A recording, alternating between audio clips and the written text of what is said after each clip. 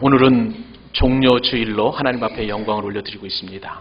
이 종려주일이라는 것은 예수님께서 십자가에 못 박히시기 위하여 예루살렘 성에 입성하셨을 때에 수많은 무리들과 군중들이 자신의 겉옷을 벗고 또 종려나무 가지를 베어 길바닥에 깔고 두 손을 높이 들고 호산나 하며 호산나 다윗의 자손이여 이제 우리를 구원하옵소서라고 외쳤던 그것을 기념하여 드리는 거룩한 주일이 되겠습니다.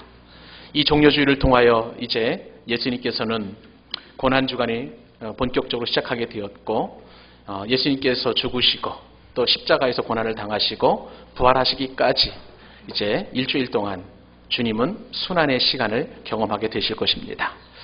사랑하는 믿음의 교우 여러분, 이 종려주일을 통해서 특별히 예수님께서 그 지신 십자가가 어떻게 그리고 어떤 의미와 어떤 뜻으로 나에게 다가올지 오늘 말씀을 통해서 깊은 은혜를 받으시고 내일부터 시작이 되는 특별 새벽 기도회의 은혜 가운데 주님의 고난에 동참하는 그런 의미 있는 시간 될 수 있도록 결단하는 시간이 될 수 있기를 바랍니다. 여러분, 십자가라는 것은요, 기독교 신앙의 핵심 중에 핵심입니다. 십자가 없이는 부활이 없기 때문에 그렇습니다. 십자가 없이는 우리의 믿음도 헛되기 때문에 그렇습니다. 십자가 없이는 생명이 없기 때문에 그렇습니다. 여러분, 십자가야말로 기독교의 핵심 중에 핵심이고 또한 우리가 반드시 되찾아야만 한 신앙의 본질 중에 본질이라고 할 수가 있습니다. 그러므로 오늘 말씀이 여러분의 모든 심령 가운데 깊이 인식될 수 있기를 바라고 십자가를 통해서 주시는 그 큰 은혜로 말미암아 참으로 주님의 그 고난에 동참하는 저와 여러분 될 수 있기를 바랍니다. 그렇다면 오늘 말씀을 통해서 특별히 종려주일에 우리가 깨달아보고 생각해보는 묵상해보는 그 십자가 신앙은 도대체 무엇이란 말일까요? 첫 번째 의미는 믿음의 주요 온전케 하시는 이인 예수를 바라보라는 것입니다. 믿음의 주요 온전케 하시는 이인 예수님을 바라보는 것이 참된 십자가 신앙의 의미라는 것이죠. 오늘 본문이 기록되어 있는 이 히브리서 성경은 특별히 1세기 그리스도인들 가운데에 유대교적인 배경을 가지고 있는 유대 그리스도인들을 향하여 주시는 하나님의 말씀입니다. 유대인들은 기본적으로 여러분 잘 아시는 것처럼 율법에 능통한 사람들입니다. 그런데 그 사람들 가운데에서 이제 예수 그리스도의 복음을 믿어서 새롭게 거듭난 그리스도인들이 있는데 옛날 그들이 믿었던 유대교의 율법으로 다시 돌아가려고 하는 그런 마음들이 있었고 실제적으로 다시 돌아가는 배교자들도 있었습니다. 이러한 배교자들을 향하여 그리고 이렇게 갈등하는 유대의 그리스도인들을 향하여 히브리서 저자는 예수 그리스도야말로 참된 복음의 진수이고 그리고 하나님께서 예배해 놓으신 참된 메시아일 뿐만 아니라 우리 영혼을 구원하실 구세주라는 것을 말씀을 통해서 계속 증거하였습니다. 예수 그리스도는 참 제사장일 뿐만 아니라 또한 모세보다도 더 귀하고 아브라함보다도 더 먼저 나신 이시고 뿐만 아니라 그들의 믿음을 완성케 하시는 분이라는 것을 성경은 고백하고 또 히브리서 저자는 그렇게 강조하였습니다. 그리하여서 히브리서 11장에 따르면 믿음의 장이라고 할 만큼 수많은 믿음의 위인들을 다 이렇게 나열합니다. 그런 다음에 히브리서 12장으로 넘어와서 그들처럼 우리도 신앙의 경주를 감당할 수 있도록 독려합니다. 이제 히브리서 11장에 있었던 그 수많은 사람들은 믿음의 경주를 다 끝낸 사람들이에요. 그리고 이제 후진들인 1세기 그리스도인뿐만 아니라 그 이후에 태어나는 모든 믿음의 백성들 그리고 21세기의 저와 여러분들을 향하여 허다한 증인이 되어서 이제 그들은 완성된 그 믿음을 가지고 우리를 응원하고 또 우리를 후원하는 그러한 허다한 증인들이라는 것을 히브리서 기자는 이야기하고 있습니다. 그리고 경기장에 마치 경기하는 사람들이 참으로 열심히 달려서 믿음의 경주를 달려가는 것처럼 그렇게 저와 여러분들을 후원하는데 오늘 말씀을 통해서 히브리서 저자는 그 믿음의 경주에서 승리하는 비결을 이렇게 이야기하고 있습니다. 다시 한번 오늘 본문 말씀을 읽겠습니다. 이러므로 우리에게 구름같이 둘러싼 허다한 증인들이 있으니 모든 무거운 것과 얽매이기 쉬운 죄를 다 벗어버리고 인내로서 우리 앞에 당한 경주를 하며 믿음의 주요 또 온전케 하시는 이인 예수를 바라보자. 그는 그 앞에 있는 기쁨을 위하여 십자가를 참으사 부끄러움을 개의치 아니하시더니 하나님 보좌 우편에 앉으셨느니라. 여러분 이 말씀을 한번 생각해 보세요. 그리고 믿음의 눈을 들어서 한번 상상해 보시기를 바랍니다. 저와 여러분이 달리는 이 믿음의 경주장 안에는요, 이미 관중석으로 가득 들어차 있습니다. 그분들은 신앙의 위인들이에요. 우리보다 앞서서 신앙의 경주를 완주하신 분들이십니다. 이제 그들은 완벽한 경주를 끝내고 관중석에 앉아서 경기장에서 믿음의 경주를 하는 사람들을 환호하고 응원하고 그리고 힘을 북돋아주는 그런 역할을 감당하고 있습니다. 그런 다음에 우리에게 히브리서 저자는 하는 이야기가 이 경기장 안에서 경기하는 사람들에게 몇 가지 부탁을 합니다. 그 중에 먼저 부탁하는 것은 우리의 무거운 것을 다 벗어버리라는 거예요. 얽매이기 쉬운 죄를 다 벗어버리라고 이야기하고 있습니다. 여러분, 이 히브리서 저자가 얘기하는 경기장 안에서의 이 경기자가 벗어버려야 될 무거운 것은 도대체 무엇이란 말입니까? 여러분, 우리 한번 상상을 한번 해보십시다. 황영주 선수가 1992년 바르셀로나 올림픽에서 마라톤에서 금메달을 땄습니다. 근데 이 마라톤을 하는 이 황영주 선수가 마치 야구 선수처럼 헬멧을 착용을 하고 아이스하키 선수가 입었던 그 옷처럼 두툼한 옷을 입고 그리고 만약에 구두를 신고 그렇게 경주를 한다면 얼마나 경주가 어려울까요? 지금 히브리서 저자는 이 경주하는 경주자들에게 모든 무거운 것을 다 벗어버리라는 것입니다.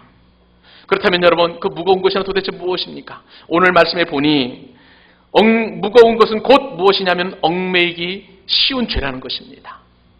경주자가 믿음의 경주를 할 때에 이처럼 무거운 것, 곧 얽매이기 쉬운 죄를 다 벗어버려야만 온전한 믿음의 경주를 할 수 있다라고 이야기하고 있는 것입니다. 사랑하는 여러분, 그렇습니다. 우리는 믿음의 경주자들이에요. 그렇기 때문에 우리는 무거운 것을 다 버려야 하되 특별히 얽매이기 쉬운 죄들을 다 벗어버려야 될 줄로 믿습니다.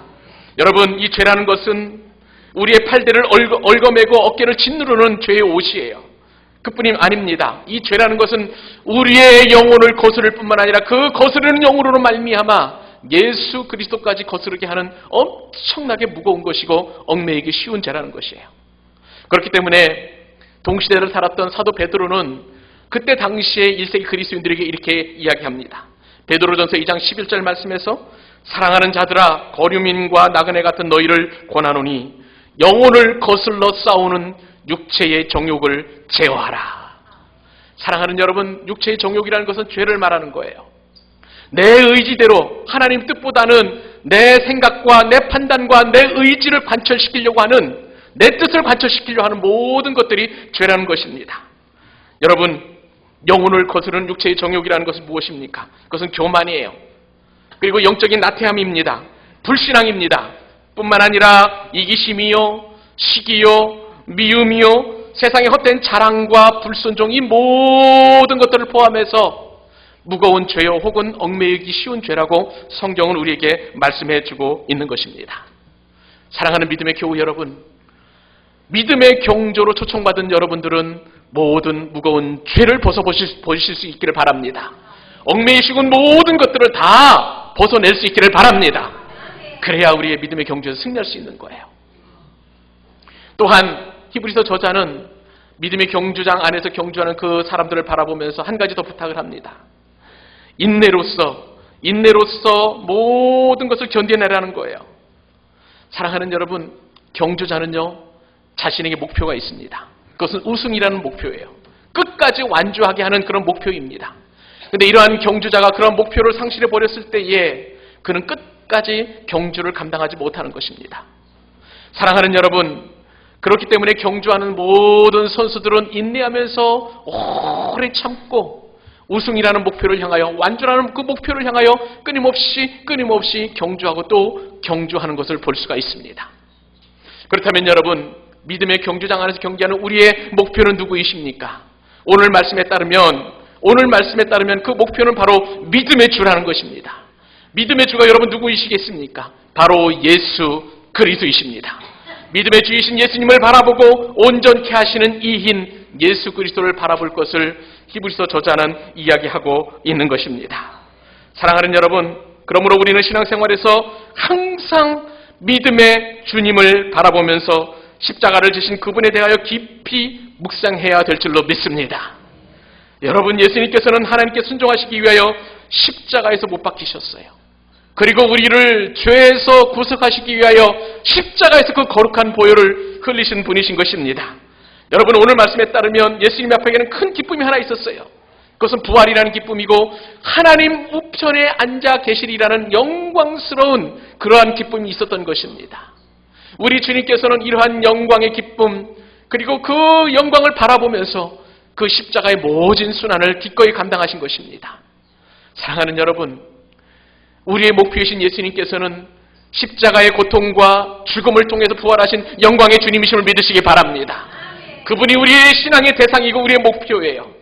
그리고 그분은 지금 하나님 우편에 앉아 계셔서 저와 여러분을 응원하고 계실 줄로 믿습니다.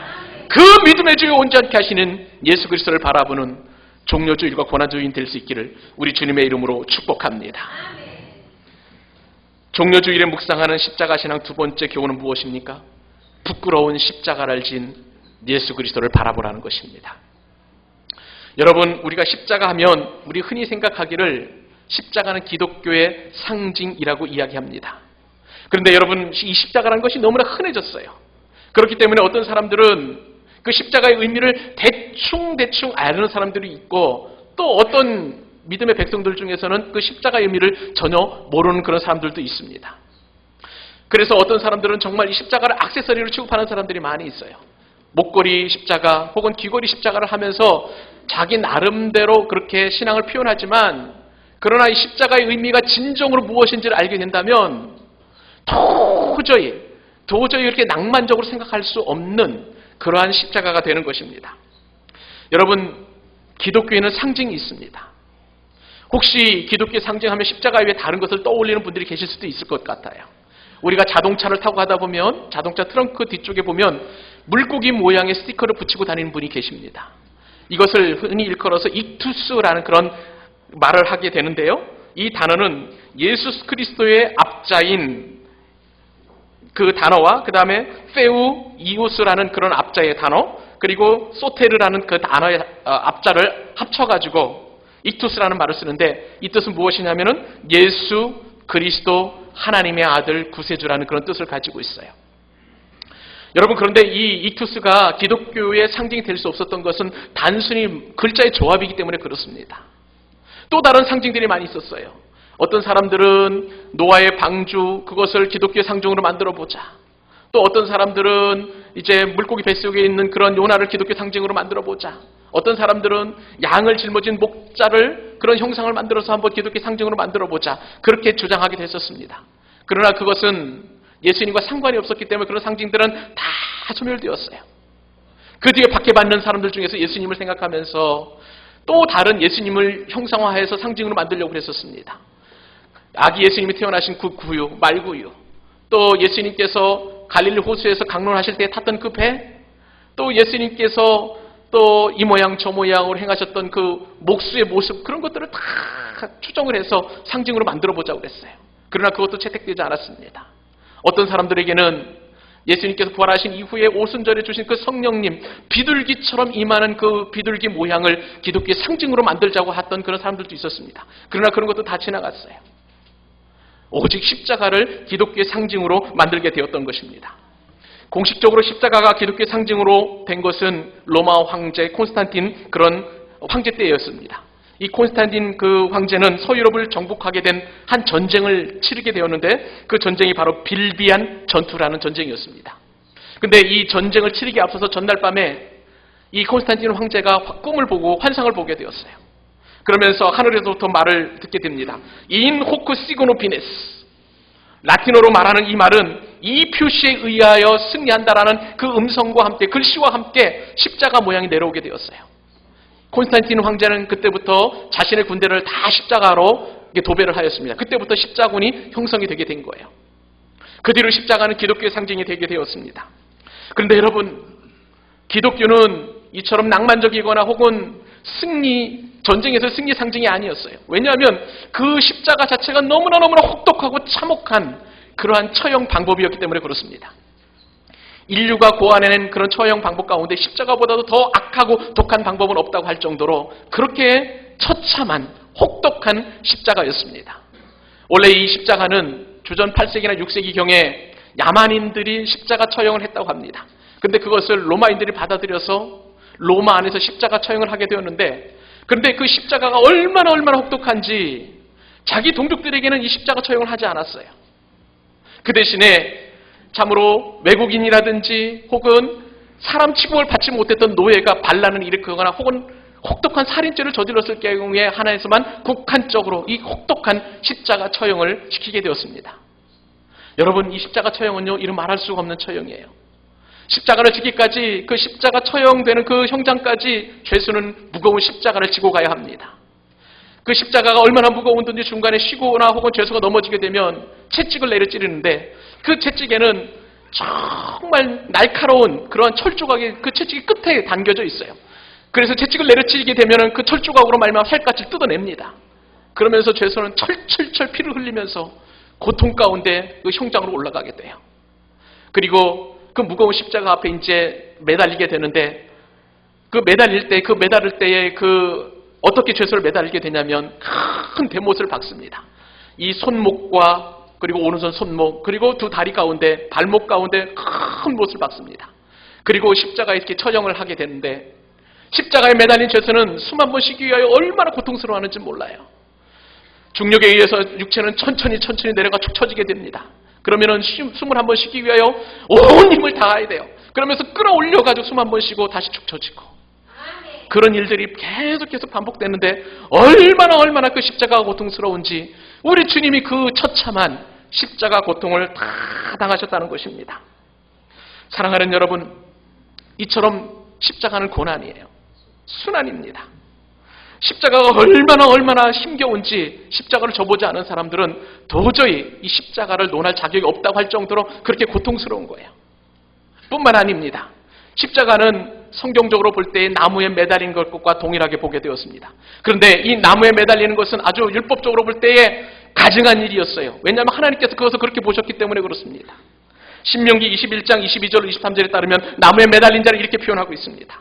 사람이 만일 죽을 죄를 범함으로 네가 그를 죽여 나무 위에 달거든 그 시체를 나무 위에 밤새도록 두지 말고 그날에 장사하여 내 하나님 여호와께서 내게 기업으로 주시는 땅을 더럽히지 말라. 나무에 달린 자는 하나님께 저주를 받았음이니라.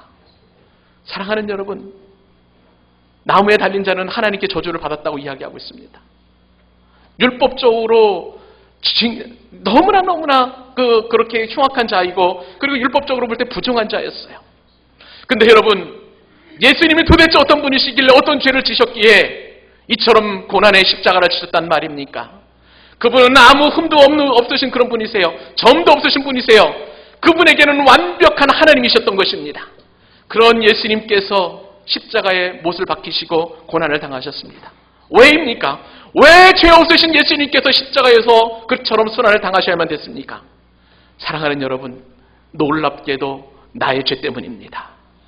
내가 지은 모든 죄, 하나님을 싫어하고 하나님을 배반하고 하나님 뜻보다 내 뜻을 앞세웠던 그 죄 때문에 예수님께서는 죄 없으신 분이심에도 불구하고 이처럼 모진 십자가를 감당하시게 된 것이에요. 사랑하는 여러분, 종료주의를 맞고 또 고난주의를 맞이하면서 이처럼 십자가를 깊이 묵상하실 수 있기를 바랍니다. 나의 더럽고 추악한 죄, 나의 이기심, 나의 욕망, 모든 것들을 다 감당하시는 그 예수님 앞에 믿음으로 나아가실 수 있기를 바랍니다. 오늘 말씀을 통해서 우리가 한 가지 더 귀한 교훈을 생각해 보아야 합니다. 종료주의를 묵상하는 십자가 신앙의 참된 의미, 세 번째 의미입니다. 고통의 십자가를 이겨내신 영광의 예수님을 바라보아야 한다는 사실입니다.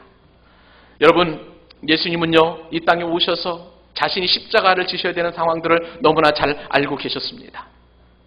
예수님께서 이제 공생의 사역을 시작하셨을 때 세례 요한으로부터 세례를 받으셨습니다. 그리고 마귀의 유혹을 받음으로 말미암아 이제 그 시험에 이제 40일 동안 금식하시고 마귀의 시험을 받게 되었어요.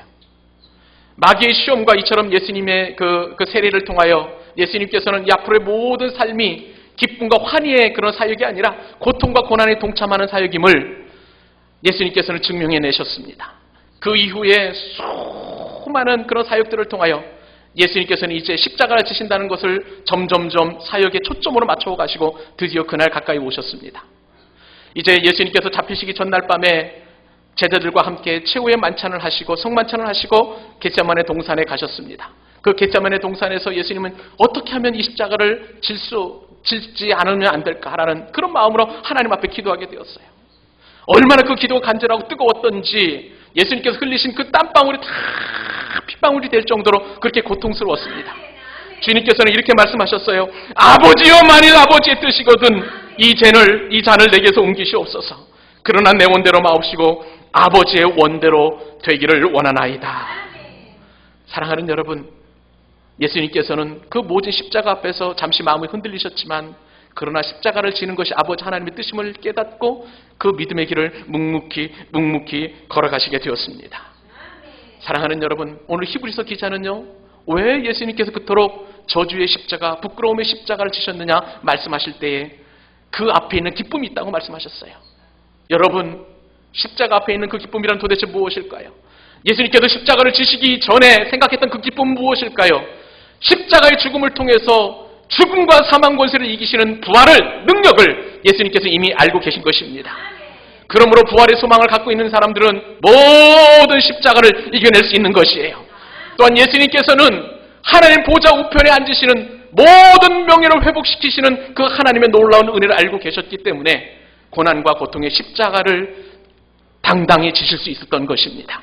그 십자가의 부끄러움을 개의치 않으셨을 수 있으셨던 것입니다. 사랑하는 여러분, 우리는 고난 주간에 이처럼 예수님의 깊은 십자가의 의미를 생각하실 수 있기를 바랍니다. 말씀을 맺겠습니다. 사랑하는 여러분, 우리 모든 그리스도인들은 하나님 앞에서 각자 자기의 십자가를 감당하도록 부르심을 받았습니다. 이상이 그 어떤 사람도 십자가에 없는, 십자가를 지지 않는 사람이 없을 정도입니다. 하나님께서 우리 모두에게 내 몫에 태인 십자가, 내가 짊어져야 될 십자가를 허락하여 주셨습니다. 그렇다면 여러분, 내가 지어야 될 십자가는 도대체 무엇입니까? 그것은 이런 거예요. 이 문제만 없으면 하는 그것, 이 사람만 없으면 한다는 그 사람, 그리고 무엇보다도 내가 짊어지고 있는 질병, 그리고 내가 벗어버리고 싶은 그것들, 잊고 싶은 것, 그것이 있다면 그 모든 것이 십자가인 것입니다.